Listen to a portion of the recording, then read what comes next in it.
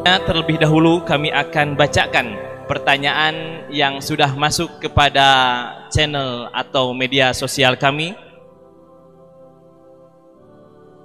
yang datangnya dari hamba Allah. Assalamualaikum warahmatullahi wabarakatuh. Ustaz. Assalamualaikum warahmatullahi wabarakatuh. Ustaz, bagaimana cara mendidik anak agar menjadi anak yang soleh? Kami akan mengutip pernyataan seorang imam, Al-Imam Al-Ubbi. Beliau itu pensyarah Sahih Muslim.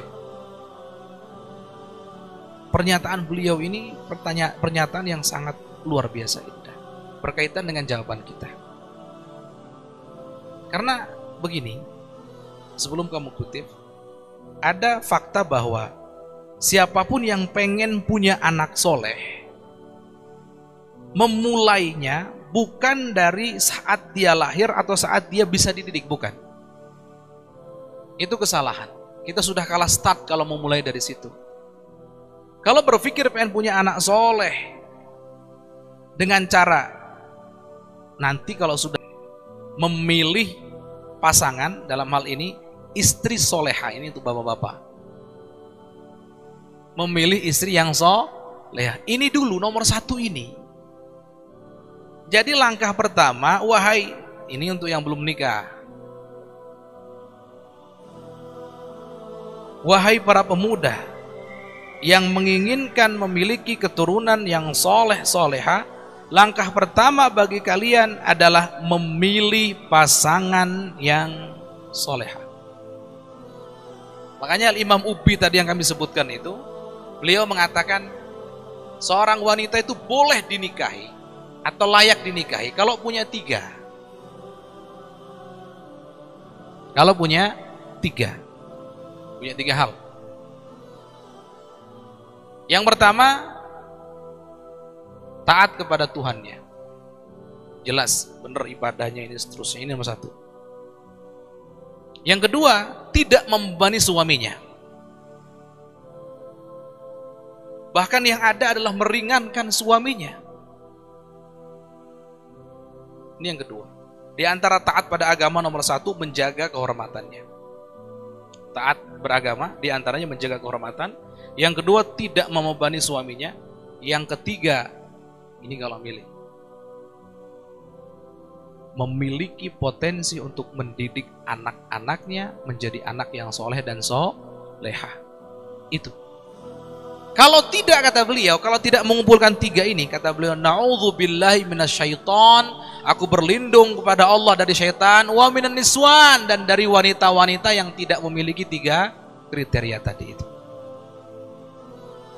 Pentingnya itu. Jadi nomor satu, langkah pertama adalah pilihlah pasangan yang baik. Kalau untuk laki-laki, pilih yang soleha. Kalau untuk perempuan, pilih yang soleh. Bukan pilih yang kerjaannya wah, bukan pilih yang hartanya melimpah, bukan pilih yang wajahnya rupawan, bukan. Harta melimpah kalau tidak memiliki tiga kriteria tadi percuma. Wajah rupawan berapa banyak itu orang yang Masya Allah dulu wajahnya rupawan dengan wajah rupawan menikah 1 bulan cerai, 2 bulan cerai, dan seterusnya, banyak kejadian. Enggak. Jadi langkah pertama sekali lagi, bagi yang pengen punya anak soleh soleha, nikahilah wanita yang soleha. Untuk wanita, nikahi pria yang soleh. Pertanyaannya, Ustaz, saya sudah menikah, Ustaz. Saya sudah menikah, Ustaz, gimana? Ini jangan dianggap seruan untuk nikah lagi, bukan. Yang sudah menikah, kewajibannya adalah didiklah istrimu menjadi istri yang soleha itu. Jadi bukan pilihlah, bukan. Didiklah. Ini nih, yang sudah menikah, didiklah. Baru setelah itu, kalau ini langkah sudah kita selesaikan, langkah yang kedua adalah bagaimana caranya mendidik anak. Baru itu pertanyaannya ke situ. Karena yang tadi itu ya, yang belum menikah pilih yang soleha. Yang sudah menikah kok dapatnya nggak soleha atau dapatnya nggak soleh bagi wanitanya, ini musibah. Musibahnya kenapa? Double dia bebannya. Mendidik istrinya plus mendidik anaknya. Berapa banyak Pak Bu? Ini kami ingin cerita. Orang-orang hebat lahir dari ibu yang hebat. Siapa itu Salahuddin Al-Ayyubi? Orang hebat, pemimpin yang hebat. Peperangan yang beliau lakukan selalu bersandar hanya kepada Allah saja. Bahkan tidak boleh ada yang di tengah malam waktunya tahajud dengan tahajud. Itu prajuritnya nggak boleh begitu. Nggak boleh ada yang maksiat dan seterusnya, yang sehebat itu. Sebelum perang, sholat malam dulu memohon kepada Allah seorang sholat. Ternyata ibunya dulu itu, ibunya cita-citanya memang bukan punya anak yang soleh, dan memang solehannya luar biasa itu. Seorang Imam Bukhari itu siapa Imam Bukhari itu? Sampai kitabnya, kitab hadisnya itu diberi julukan kitab yang paling sahih setelah Al-Quran. Siapa Imam Bukhari? Imam Bukhari itu ternyata punya ibu yang soleh luar biasa. Imam Bukhari ketika kecil, masih kecil itu Allah beri ujian, buta matanya, nggak bisa ngelihat. Tapi punya ibu solehannya luar biasa. Setiap malam, Masya Allah, munajatnya, qiyamul lailnya untuk seorang Imam Bukhari, mendoakan anaknya. Sampai Allah berikan kabar gembira, ibundanya bermimpi bertemu Nabiullah Ibrahim. Nabiullah Ibrahim berkata bahwa anakmu itu, maknanya anakmu sudah Allah berikan kesembuhan, akan Allah berikan kesembuhan, dan akan menjadi orang besar kalau bahasa kitanya nanti di kemudian hari. Seorang Imam Bukhari. Siapa? Orang-orang hebat tuh di belakangnya ada ibu yang hebat. Nah itu, sekali lagi. Nah baru oke lah yang kedua, didik anak kita. Caranya bagaimana? Mulai sekarang, mulai pendidikan anak-anak kita itu kapan? Dimulai dididik dengan didikan agama yang benar. Kapan mulainya? Kebanyakan di antara kita salah menerapkan dari kapan dimulainya pendidikan anak-anak kita. Dalam agama Islam, ini dalam kitab ini kita disediakan kitab Sulam Taufik. Belum ada informasi, kalau ada mungkin kita ngaji ini nanti. Di dalam kitab ini dijelaskan bahwa orang tua punya kewajiban mendidik anak sebelum anaknya baligh. Dan inilah Islam. Jadi pendidikan itu semenjak kecil. Yang mendidik ibunya, yang mendidik bapaknya.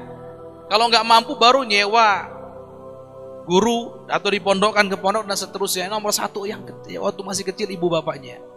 Sebelum balik sudah dididik. Apa pendidikan yang dididiklah, ajari mereka perkara-perkara yang wajib dilakukan kalau mereka balik. Jadi belajar sholat semenjak mereka kecil sebelum balik. Belajar puasa semenjak mereka kecil sebelum balik. Belajar ngajar seterusnya itu semenjak kecil. Bukan ketika sudah balik baru diajari, itu salah. Jadi dari kecil sudah mulai nih pendidikan ini. Kemudian kumpulkan dengan orang soleh, cintakan pada orang soleh, ceritakan orang-orang soleh. Kumpulkan, cintakan mereka, ceritakan terus tentang orang soleh agar mereka mencintai orang-orang yang soleh dan seterusnya. Nah ini kan yang seperti ini kalau orang tuanya nggak nyambung ya nggak akan bisa. Apalagi orang tuanya antara ibu dengan bapaknya ribut terus tiap hari, masalah nasi lah, masalah lauk pauk dan seterusnya, masalah dapur, ini nggak kena. Maka kami sarankan siapapun di antara kita yang punya anak, pengen anaknya soleh-soleha, untuk tahap kedua ini, jika dirimu tidak mampu, titipkan pada ahli tarbiyah, ahli pendidik yang mampu. Carilah ajengan-ajengan ulama-ulama, kiai-kiai yang bisa mendidik anak-anak kita. Bahkan kami ingin cerita ada seorang ulama besar. Siapapun yang pernah ngaji di pesantren pasti dengar namanya, Al-Imam Tajuddin As-Subki.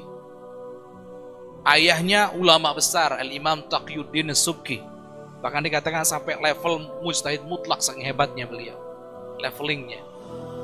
Ternyata Imam Tajuddin Subki ini begitu hebatnya, itu tidak semuanya dididik oleh ayahandanya, tidak, tapi tetap dititipkan kepada orang lain. Karena apa? Ini masalah. Orang tua itu jangankan tidak bisa mendidik pun kalau untuk mendidik anaknya terkadang susah. Contoh, seorang ulama kalau mendidik anaknya sendiri susah.